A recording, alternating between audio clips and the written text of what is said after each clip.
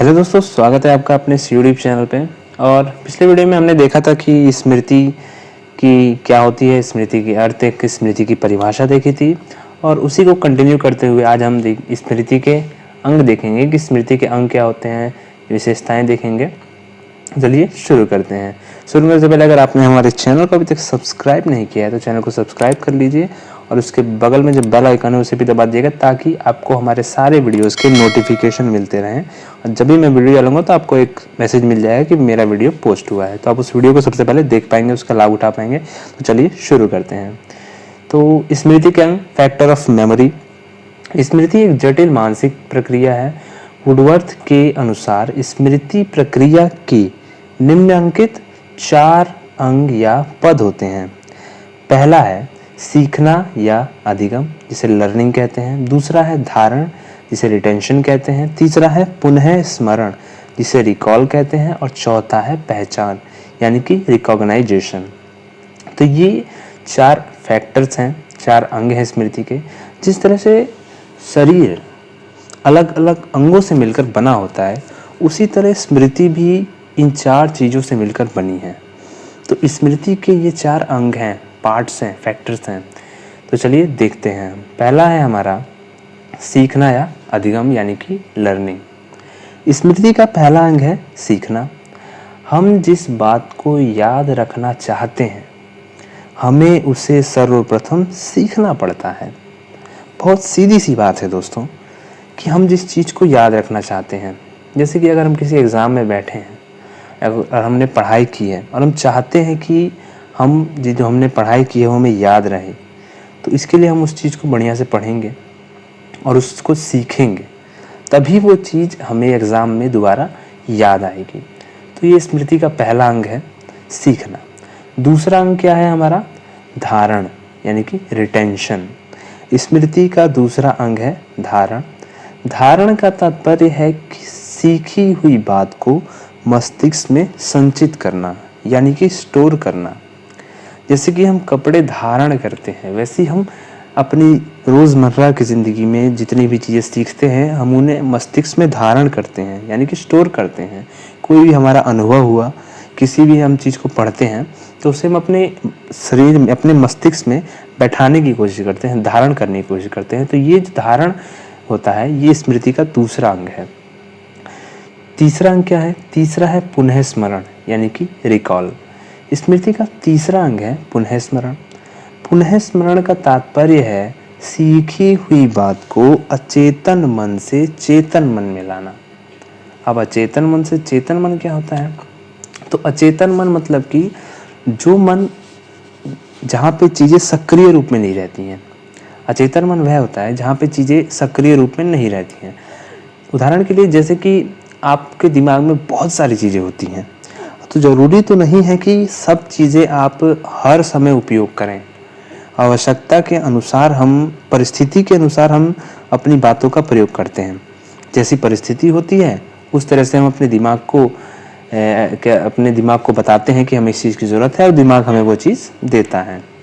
तो उसी तरह से यहाँ पे क्या हुआ है कि अचेतन मन, यानी कि असक्रिय मन से जब हम सक्रिय मन मिलाते हैं। जैसे कि हम जब एग्ज़ाम देने बैठते हैं तो हमें किन चीज़ों को याद करना ज़रूरी होता है।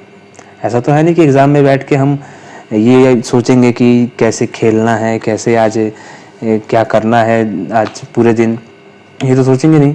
हम सोचेंगे कि हमने रात में क्या तैयारी की है और उसे हम कैसे यहाँ पे अपने लिख सकें। ठीक, तो वैसा ही होता है कि अचेतन मन में जो चीज़ें पड़ी होती हैं, यानी कि सक्रिय रूप में नहीं होती हैं, उन्हें हम चेतन मन में लाते हैं, यानी कि सक्रिय रूप में उसका प्रयोग करते हैं।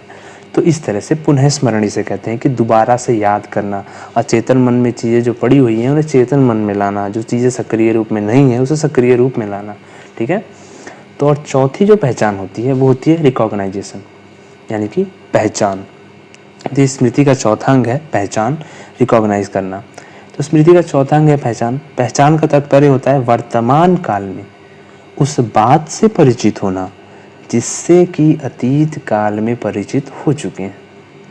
कहने का मतलब है कि जो चीज़ आपने सीख ली है, ऑलरेडी आप किसी चीज़ को सीख चुके हैं, ठीक, और जब उस चीज़ को प्रयोग करने का समय आता है तो आप उस चीज़ को प्रयोग कर पाते हैं कि नहीं कर पाते हैं, या जो चीज़ आपने पहले देखी हुई है उसे जब आपने फ्यूचर में अपने भविष्य में दोबारा देखते हैं तो क्या आप उसे पहचान पाते हैं? आपका स्मृति, आपका दिमाग उसे पहचान पाता है? ये चौथा जो अंग होता है वो होता है पहचान। कि पहले हमें जो चीज़ें याद कर ली होती हैं, जो चीज़ें सीख ली होती हैं, आवश्यकता पड़ने पे हम उसे दोबारा से याद करते हैं, दोबारा से पहचान लेते हैं। तो ये 4 स्मृति के अंग होते हैं। इन 4 चीज़ों से मिलकर एक अच्छी स्मृति का निर्माण होता है। एक अच्छी स्मृति की ये पहचान है, ये 4 चीज़ें। चलिए आगे देखते हैं अच्छी स्मृति की विशेषताएं क्या होती हैं। अच्छी स्मृति की विशेषताएं यानी कि कैरेक्टरिस्टिक ऑफ गुड मेमोरी। व्यक्ति की सफलता का मुख्य आधार अच्छी स्मृति होना है। व्यक्ति की सफलता का जो मुख्य आधार है वो है एक अच्छी स्मृति होना। व्यक्ति भूतकाल की घटनाओं को स्मरण कर वर्तमान में उसका लाभ उठाकर भविष्य को अच्छा बनाता है। यानी कि व्यक्ति जो अपने पास्ट में, भूतकाल में जो चीज़ सीखता है, जो घटनाओं से जो भी सबक लेता है, उसे अपने भविष्य में जब वो इम्प्लीमेंट करता है और उससे लाभ उठाता है तो ये एक अच्छी स्मृति की पहचान मानी जाती है। स्टाउट ने अच्छी स्मृति के निम्नलिखित लक्षण बताए हैं। तो चलिए उन लक्षणों के बारे में देखते हैं। सबसे पहला लक्षण है शीघ्र सीखना या अधिगमन, क्विक लर्निंग।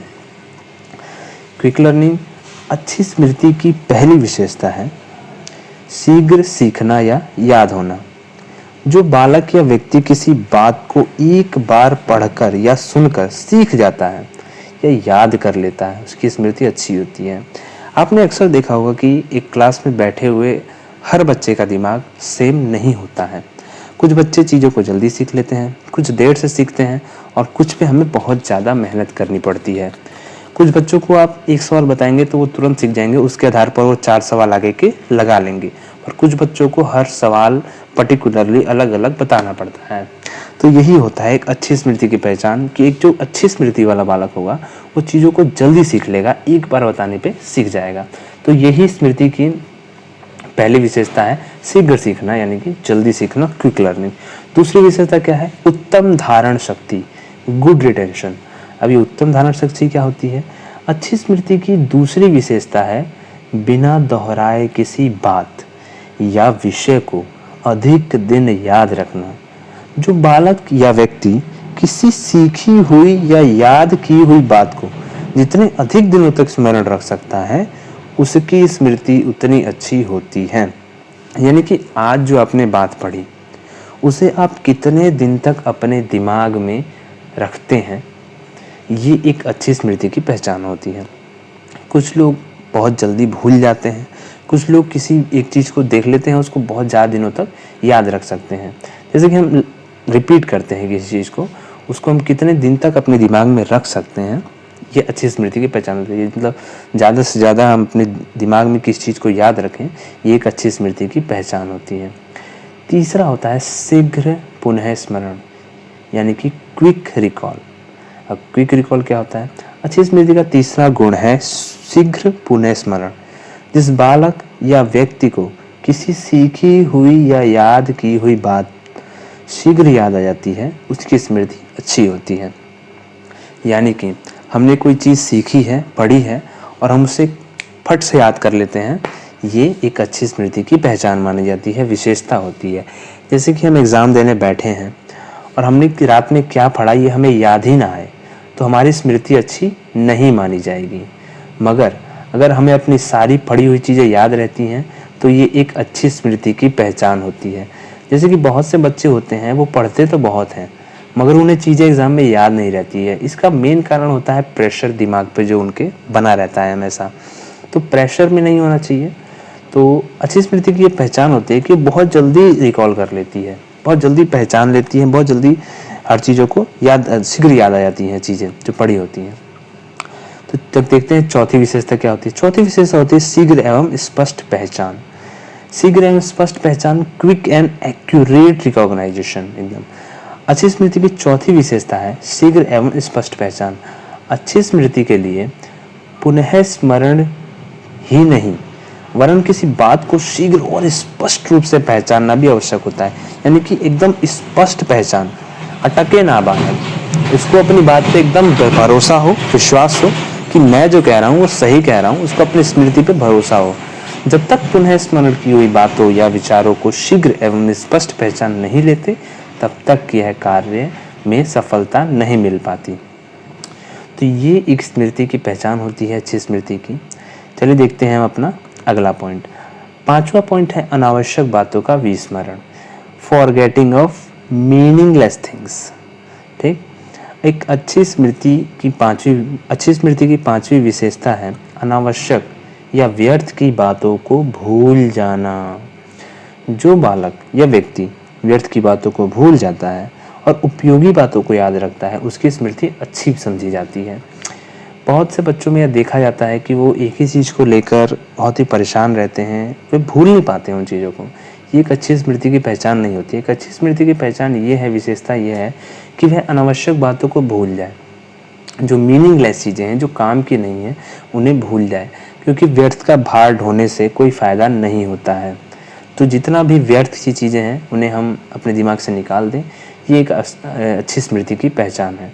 अगला हमारा पॉइंट है उपादेयता, सर्विसेबलनेस। एक अच्छी स्मृति की छठी और अंतिम विशेषता है उपादेयता। इसके अनुसार अच्छी स्मृति वह होती है जो समय पर उपयोगी सिद्ध हो।